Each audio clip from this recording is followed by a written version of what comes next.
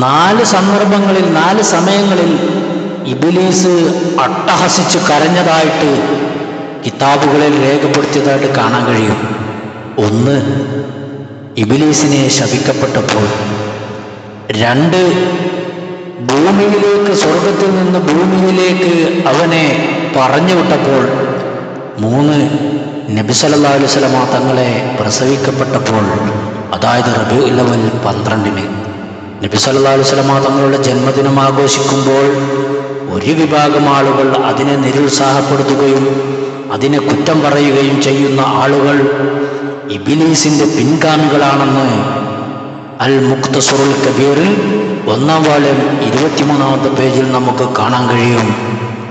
4-ാമത്തെ കാര്യം, ഫാത്തിഹ ഇറങ്ങിയപ്പോൾ ഈ 4 സമയങ്ങളിൽ ഇബ്ലീസ് വല്ലാതെ അട്ടഹസിച്ച് കരഞ്ഞതായിട്ട് നമുക്ക് കിതാബുകളിൽ രേഖപ്പെടുത്തിയതായിട്ട് കാണാൻ കഴിയും.